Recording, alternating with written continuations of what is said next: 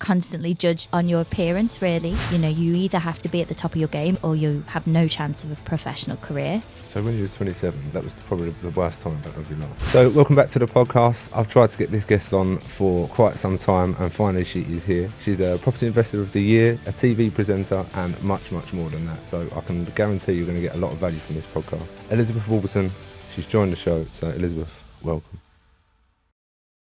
Thank you very much. And I'm sorry, I know I've been so bad, cancelling, rearranging. So No, you're sorry. very busy. You're a very, very, very busy person. So like I do on all of the podcasts, I like to take it right back to the beginning. What was it like for you growing up as a kid? So I grew up in Liverpool, Yeah. very normal family, semi-detached house. I have a brother and a sister, normal school. But I was dancing every night after school. So that was like my previous career. So from 2, I started ballet. And so it was quite intense when I look back. It was straight from school to dancing, kind of 4 till 9 o'clock most evenings, and a Saturday till 2 o'clock as well. Some weekends I'd be travelling all around the country to perform in competitions. So yeah, it was a lot. I'm going to use a quote that I heard you from yourself. Oh yeah. I came from a lack of financial security. What does that mean? Massive lack of financial security. I didn't realise how much my parents grafted essentially to have what I had. I never knew that we were going without in other areas, but they very much were. So money has always been quite a hard topic for me, and something that I'm still working on to this day to try and raise the ceiling of what I feel money is. Yeah. So yeah, that's kind of the main thing. Is I had no idea what was going on. What was going on? My dad was working every hour under the sun. My mum gave up work when she had me because she was in her 40s. And because of the demand of like school and performing and all the rest of it, she was kind of a full-time dance mum. And she did work and do like bits and bobs, but it was very much just like the local shop at the end of the road type of work. She also used to do a lot of charity work and like volunteering stuff as well. And you know, without going too much into it, because they wouldn't want me to, there was a lot going on within their relationship that, you know, wasn't particularly nice. And what was your relationship like with your parents? Good. I have a really good relationship with both. They are separated. I see a lot of things in my mum that I am. And I see a lot of things in my dad that I am too. They're polar opposites. So I hope I've kind of taken the good from both. Because again, I've listened to another podcast that you've done. Yeah. They were working, well, you was doing the boot sales as well. Car boot sales. Car boot sales, yeah. My mum still does them now. She loves them. Yeah, we used to do them of like a Sunday morning. My mum, we'd sell it. We'd sell all sorts. That was kind of the first job, I guess, that I had. Yeah.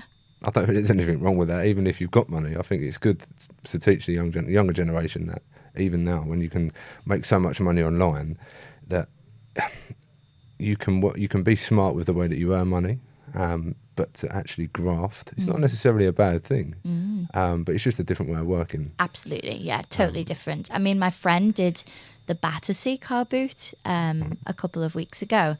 So I didn't even know there was one there. And she made 800 quid on a Sunday morning. Not bad, is it?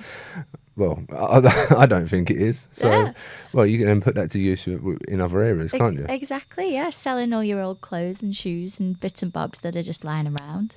Why not? So you've you skimmed over your sort of dance era. I know that wasn't the easiest part of your life growing up, was it?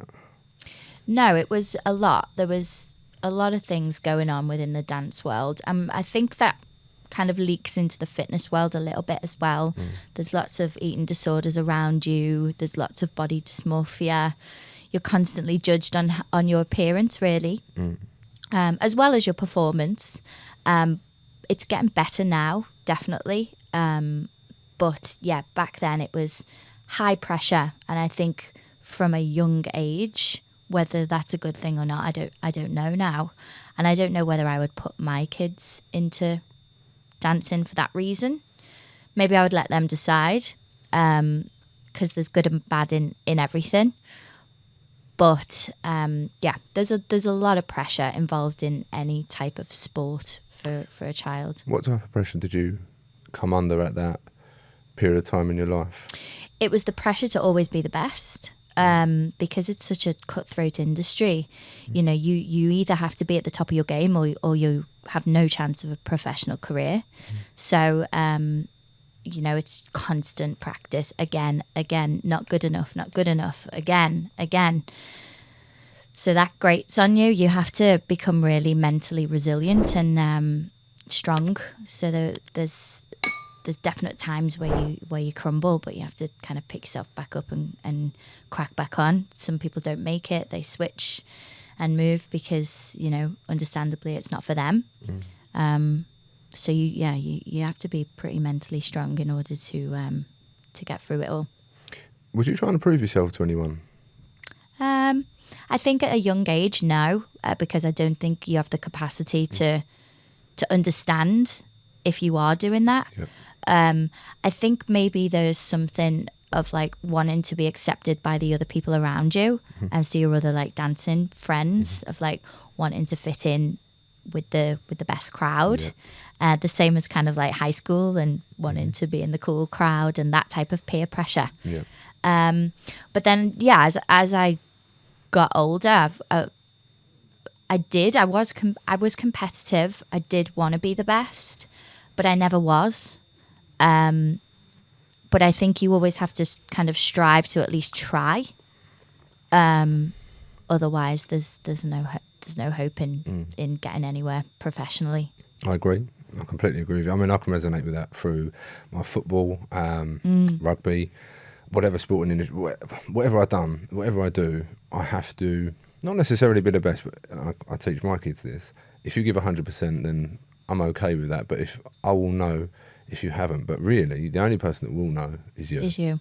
And you're going to let yourself down. Yeah. And that's all I tell them. And only, again, when I go to the gym, whatever it might be, let's say coming today to do the podcast, I knew that I could have cancelled, but I knew that I could make it. Yeah. So it's just pushing yourself to do a little bit more, or just that little bit more, that 1% extra every single day, but knowing your limits at the same time.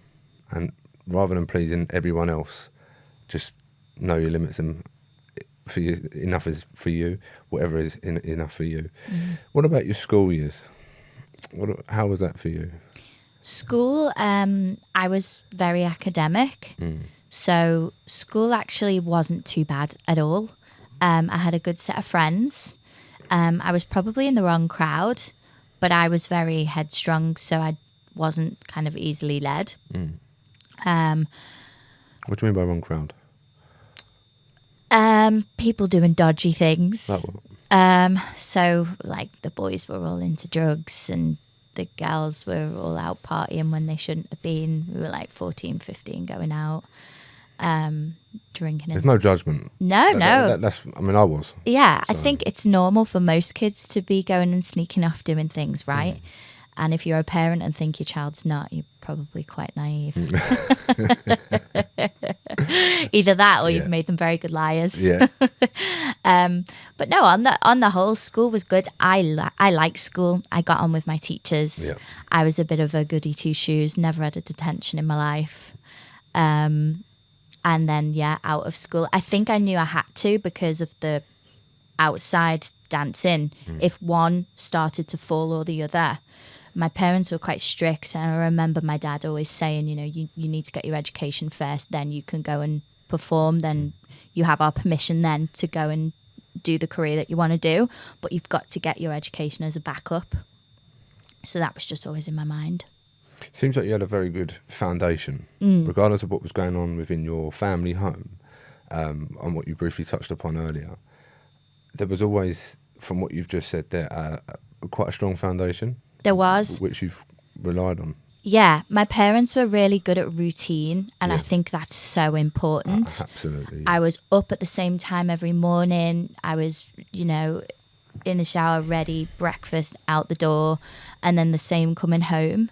So I have my mum and dad to thank for that a lot, especially my mum, because she was, you know, around all the time, and my dad was busy working. But I think that's so important. And I try and still have that now because I travel a lot for work. I don't have a set 9-to-5 job at all. So just to try and keep some form of morning routine for me is important, just mentally. Yeah. And touching on that routine, and obviously the mental side of, or implications of striving to be the best, have you ever dealt with kind of rejection or mental health implications? Well, what are your thoughts on that? 100% I have, yeah. So coming out of drama school, you go to audition after audition after audition, and you must go to about 20 castings before you get one job. So it's constantly no, no, no. Whether that's you're too tall, you're not the right hair colour, your dancing wasn't strong enough, your singing wasn't strong enough on that day. You know, you might have a cold, wake up, feel like crap, but you've got to go and do a 2-hour dance audition. So, which could then determine whether you've got a job for the next 12 months or not. So it's very high pressure. Cutthroat. Very, very cutthroat. I think people don't realise the world of dance either. I think they see it as just like floating around a bit, having a bit of a, you know, what's the word really? Just having a bit of a laugh and a joke. But it's a serious career. And I've got friends that are still performing now. I've got a very good friend who's a property investor in Blackpool, and she's in the West End still. And she's early 30s like me, and she's still going. And I have so much admiration for her because I know how hard it is to keep going. There has been times when my mental health has really struggled, but I think it's normal as well. I think understanding that these things are going to happen is quite important. We're all human. We're all going to go through ups and downs and have a roller coaster throughout life, and it's just being able to have the tools and the communication, I guess, to be able to move forward and move through it. I think what you just said there, as long as you've got someone that, for example, your friend there, who you can speak to, and you've got the tools and you can implement them over a period of time, and you know that, yes, you're eventually going to be able to come through. It may take you 6 months, 12 months, whatever the case may be, you will come through it at the end. What were some of the tools that you've implemented over time to come through the other side? Well, I got therapy once, which was amazing. It was CBT, cognitive behavioural therapy, and that's just a really good way to just shift your mindset and kind of break the cycle of what is going on. I also listen to a lot of podcasts. I talk about it now with friends, with family. I feel like my communication is so much better. If you just get out what you're feeling, that's the first big step. And I think that's actually the hardest thing for most people. People are scared to talk. I'm not. And it helps. Do you think that's because of the likes of social media? In what sense? Because there's this stigma around if you talk, then there's this... I look at it as there's a different life that you should be living on social media, the Lamborghini lifestyle.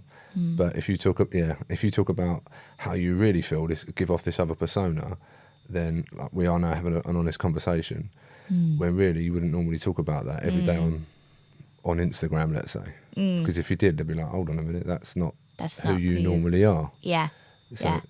So this is a really hard one, and I'll tell you why I think it is a really hard one, because I use Instagram mainly for business.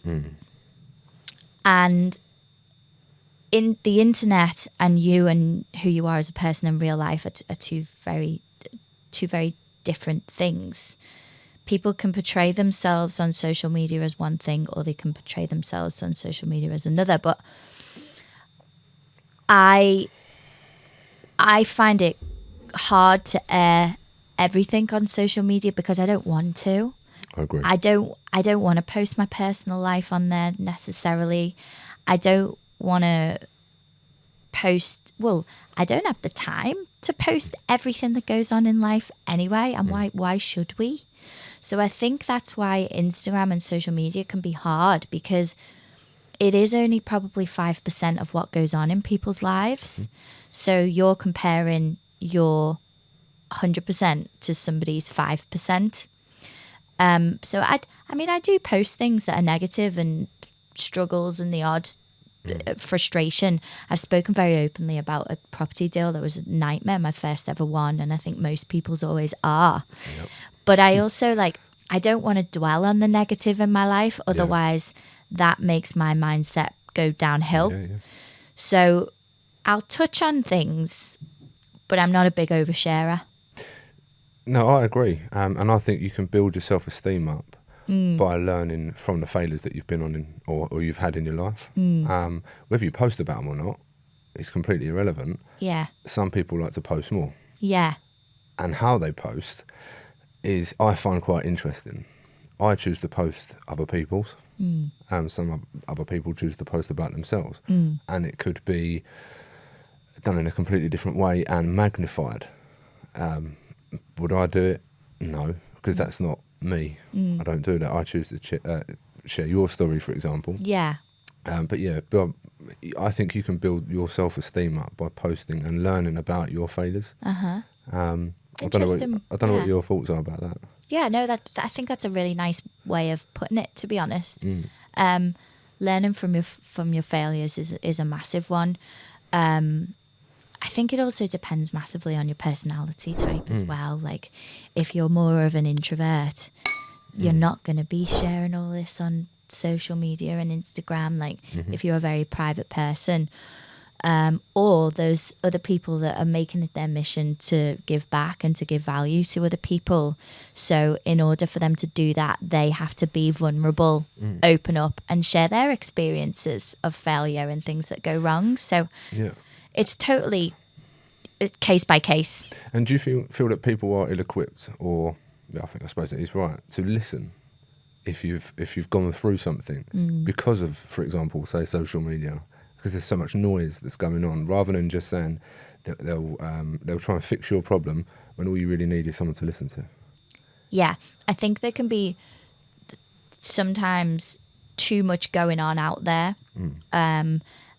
When, absolutely, you maybe just need to hone in and tune into yourself.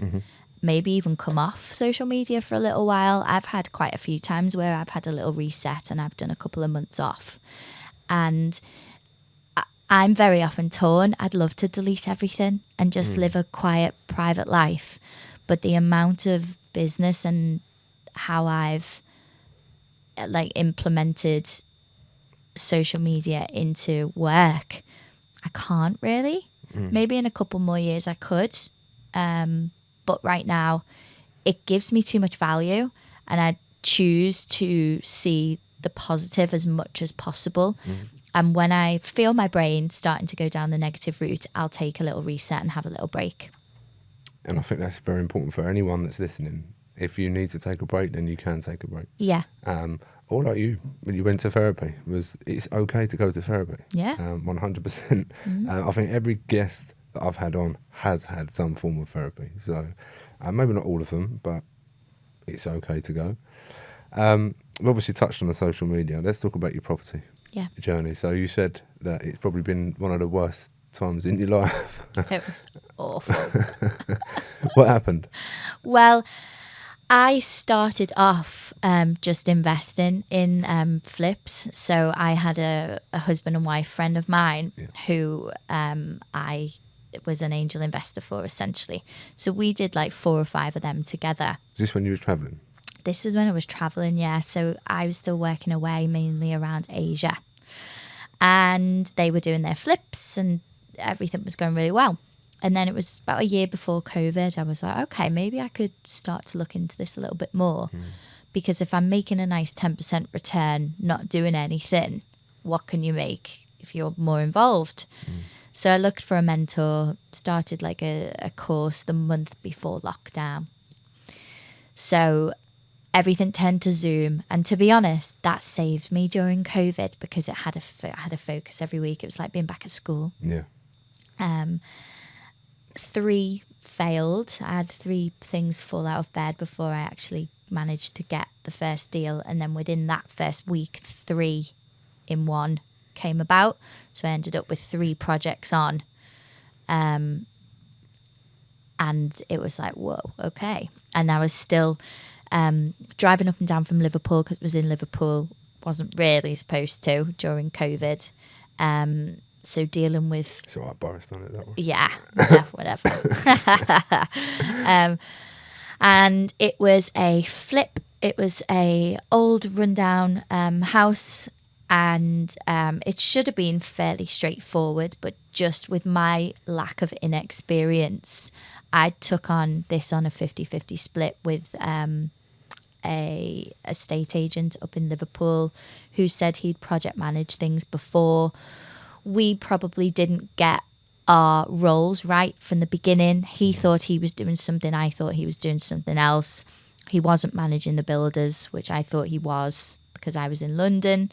The builders just weren't turning up. They were delaying things all the time. They weren't doing things properly. Certificates weren't being, like building control hadn't been signed off.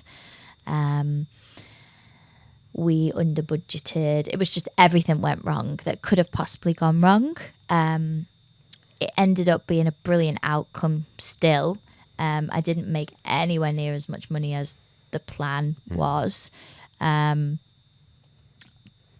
Liz Truss then announced her whole mess, and that was the week that I was completing, and the pound plummeted, and I'd took a loan out on this, but it was a European investor, so I had to pay back in euros. So I lost about $6,000 in conversion that week, because the pound tanked so much. I also had 2 or 3 people, can't remember now, pull out of the sale, so the loan went 2 months past, so I had to pay interest on it.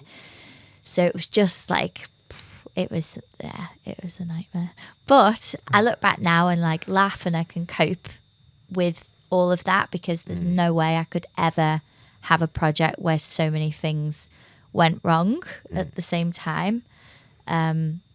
So yeah, it all worked out in the end, and that's actually what I ended up winning the award for. So you won the award for that?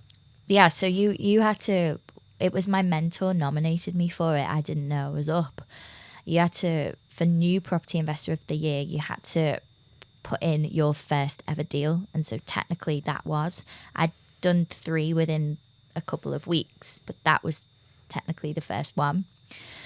So I wrote absolutely everything that went wrong, everything that went right. But that's also more of an all-rounded award. So it's judged on your first deal, but then also what you've done within the first 12 months of property. So there was other things that had gone on as well. So for anyone that's starting in property, if that's not enough to put you off, no, we don't aim to put you off. But if you think it's easy, it's not. It's not. No.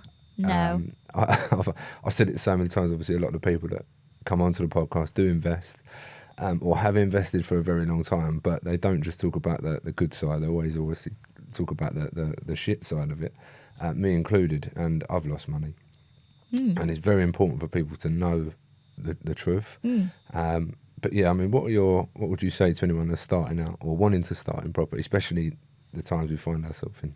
Seek a coach, seek a mentor, go slow, start with one project. If you can do it with somebody, even better. I have a habit of wanting to do everything on my own. It's definitely not a positive trait at all.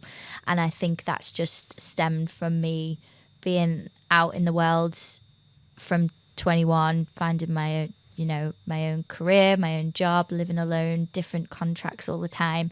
I think I've got a bit of a hyper independence. Do you ever find that lonely? Yeah. And that's not to say I am lonely, because I'm not. I've got amazing friends and a great family, but my family are in Liverpool. Yeah. My friends have their own lives going on. I'm currently single. So, yeah, there's definitely lonely times, but I'm bringing people into my team now and working with some really good people in the industry. So The reason I ask that is because I'm the same. I'm very much the same. I like to do stuff on my own. I'm very good at outsourcing, but then when you're on your own, you're thinking, shit, I've got like £1 million worth of debt on my head, and I'm going, there's only so much I can outsource, but I can't outsource that. yeah, And you're thinking, when this tanks, if it does tank, no, I can't think like that. yeah, But and then you think, no, tomorrow will be a fight. Yeah. It's another day. All right, let's move on. Let's crack on. yeah. So, and again, for anyone listening, you will have days like that. 100% you will, but you just have to take each day as it comes. Yeah, That's why I asked that question. Do you ever feel lonely? Yeah, the inner chatter in your brain is wild, right? Just on a day-to-day basis. Yeah, of course I feel lonely, but I think that's very normal of being an entrepreneur, if you want to call it, or a business owner. You are doing it on your own, essentially, at the beginning, anyway. So, yeah. And what I'll touch back on that loneliness. What was your relationships like, your personal relationships? I've had some amazing relationships. I was with somebody for 5 years, then very quickly met somebody else who I was with for 6 years. So I've always been like less relationships, more intimate in terms of personal friendships, family, everybody. But then when my last long relationship, when that broke up, that was kind of my first period of like real heartache and depression and mental health, I'd say. That was my first experience of that. I was about 27. So it was 6 years ago now. It's a long time, almost 6 years ago. And I've been in relationships since, two relationships since, but not as long, for like almost a year. So when you was 27, that was probably the worst time of your life. Yeah. And you had projects on the go then? One of the worst times. One of. Yeah. I had been angel investing at that point. Yeah. So no, I didn't have projects, but I had my own dance entertainment agency. So you was travelling and you had a lot on. So from doing my own DD, you was Dubai. Yeah, so you was Dubai, Egypt, pretty much travelling the whole of Asia. Why was it the hardest time? Because I'd had this, like, we'd bought a house together. We were viewing wedding venues. It was very much like we had this plan. We were having kids, all the rest of it. And then when that all went, it was like, shit, what do I do now? I'm on my own. Like, what does Lizzie want, just as an individual?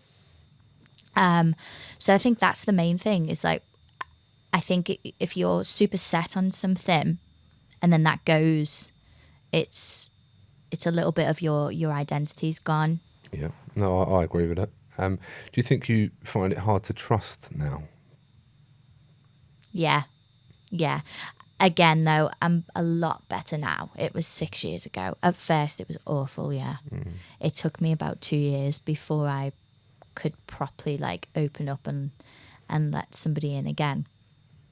But I think I also really needed that time alone. Yeah. I had a ball. I lived in Dubai for just over a year, as you said before, and I did that after we'd broken up, because we were supposed to go like 2 or 3 times together, and he didn't want to each time, so I was kind of holding my career back for his. So I had a great time. That was one of the best contracts ever. Don't love Dubai as a place. Probably would never go back. But yeah, had a great time. Who do you trust? My family, my best friends. I have like 3 very, very close friends. And I trust myself. What a great answer that is. Yeah. No one's ever said that they trust themselves. No? No. Yeah, Oh, I no, do. no. I trust myself because your gut never lies. And I think whether you make a decision and it's the wrong decision in that moment, it's still the right decision for you in the long term. I believe anyway. Yeah, no, I completely agree. And you have to take responsibility. You're responsible for that. Exactly. And yeah. as long as you know that, then you can obviously deal with it later on down the line. Mm-hmm. So, obviously, moving on to today, you're presenting on quite a lot of shows, aren't you? So, talk to me about that. Yeah, I do a lot on social media mainly. We just finished filming series 6 of Property Elevator, which is on Property TV, and then they're shown on Sky, and that's always really good fun. And I started out in entertainment, so I was doing more like red carpet work and like live interviewing. I'd like to dabble back into that, but home and lifestyle is kind of where I see the career moving forwards, and traveling, because I am away a lot. That's a big love of mine, whether it's just for a job or whether it's just a holiday. But corporate, I have a lot of corporate clients and a lot of website work, a lot of social media. I do a lot with a channel called Property London, who have a large like YouTube base and broad social media. I think that's where the future is and where the work is, really. And that's all over social media. Social media.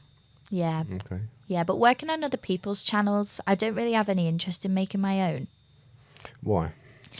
It's too intrusive for me. Right. It's just, I've seen people who've done it, and yes, the money is incredible, but for me to just show every part of my life is not for me.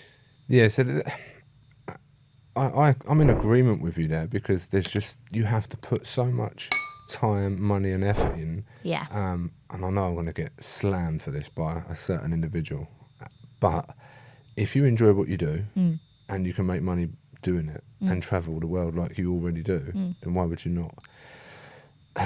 I'll say his name. Aaron will absolutely kill me for saying it, but he loves TikTok. He's absolutely rinsing it. He's doing a fantastic job on it. Yeah, he is. But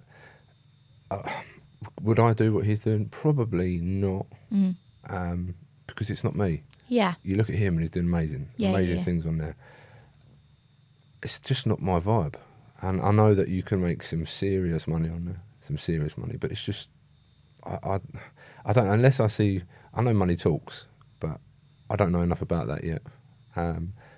But again, travelling the world, if you're already getting paid to do it, then why wouldn't you? Yeah, I'm definitely introducing TikTok into what I'm doing. Aaron gave me some really good tips, actually, a few months back when I saw him at his event. But yeah, he's using some really good ways of gaining traction in terms of what's the word? It's very like black or white, and I personally don't like that way of working what I do, because I see the world in a million different colours, and I don't believe that there's one thing for one person and one thing for another person. Like, should you start a business or should you go to uni? But they're conversation starters, and I can totally see why people do it. But yeah, it's each to their own. I think as long as you believe in what you're doing and you're genuinely happy and you're not doing it as at a detriment to the people around you and to other people, then go for it. Yeah, and I think the only danger I see with people starting out on it is that it's a quick fix, and people are very quick to change what they do nowadays. You've got Amazon, you've got so many different products, and people can make money from, or say they can make money from, but they're very quick to change how they can potentially make money. I'm going to start property. I'm going to do rent to rent. I'm going to go and, like I say, sell products on Amazon. Yeah. If you stick to something for 12 months, you can actually make a living from it. Yeah. I don't know what your thoughts are on that, especially with today's generation. Yeah, I think that's one of the downfalls of social media, because you see everybody else doing everything. It's like information overload.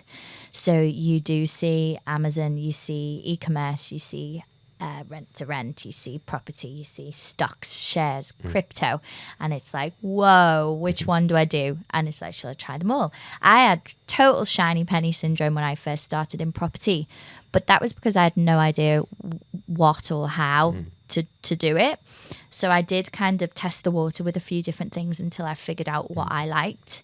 So I think it's good in that sense, that you can trial and error some stuff, but the main important takeaway from my learnings has been you cannot just do something for the monetary perspective of it, because it doesn't work. I'm not motivated just by money. I have to genuinely enjoy what I'm doing and find value in it, and also find value in it for other people. Because if I'm just doing something for money, I fail badly. And you get bored. Yeah, and you get bored, and you're not being true to yourself either. Yeah. Like you're not going deep enough inside and actually thinking, okay, what do I want out of life? Like, who am I? What do I enjoy? What brings me happiness? What brings me joy in life? It can't just be all about this toxic hustle lifestyle of money, money, money. I find it boring. So what does bring you happiness? Oh, not money. Money is the tool to give you time to do the things that you love. So, of course, you have to earn money. You know, I'm not saying don't focus on money at all. But I'm like a big outdoors girl, love hiking, love my holidays, but I love like adventure holidays. I'm not like an all-inclusive 2 weeks on the beach type of person. I love animals, obsessed with dogs. Alpacas, pygmy goats, cats. Yeah, you've done your research. So I'd love like a little mini farm. Love to when you're building it. Yeah, not yet, because at the moment I live in central London. Yeah, that's not going to happen there, is it? Yeah, but again, that's another thing that's coming to an end for me. I'm figuring out now kind of what the next step is for me and where I want to live and where I want to go, because I do want to work towards living the life that I actually really want to live, and living in central London isn't that. No. As much as I've loved it and it's brought me some incredible opportunities. So, yeah. I was going to ask, describe your dream life, but you kind of have then. That's it. Done it already. Dream life would definitely be in the sun. Yeah. I don't know if the UK is for me, full-time, forever. In the sun, outdoorsy, bring my kids up in the sunshine, the beach, animals, nature. Nice dinner. I'm a bit of a foodie, but I love cooking as well. Yeah. Having friends round, love hosting. Yeah. So Liverpool's off the cards as well. Yeah.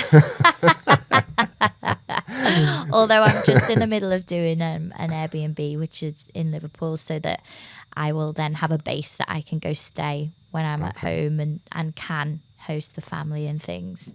But then I can come away. Good.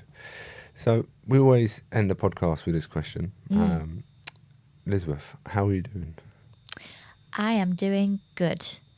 I am in a very transitional period of my life at the moment. So there's lots of big changes and lots of big questions that are going around in my head, which is scary. So sometimes I can be...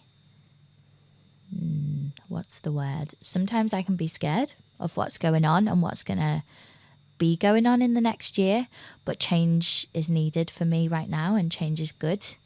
What are you scared of? Making big decisions on my own probably is the biggest one for me.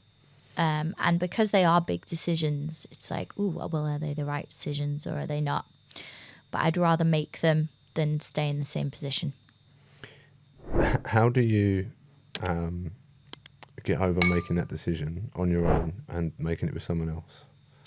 I think maybe if you've got the support of somebody else and you've got the opinion of somebody else, you can work with that. Whereas when you're on your own, there's so many options. Yeah. Almost too many. There is, that is 100% true. Mm. So what are you doing in the next 5 years? In the next 5 years, I'm going to find where I want to plant my roots a bit more, get them firmly planted into the ground. Yeah. I'm going to continue my presenting career, continue the property portfolio. I want to keep that probably more to the north, just so that I've got the family there, because I won't be here. I don't see myself in the UK. Hopefully have a family and live a life that makes me really happy. Perfect. Elizabeth, thank you very much. Thank you. It was brilliant. It's been great. Thank you.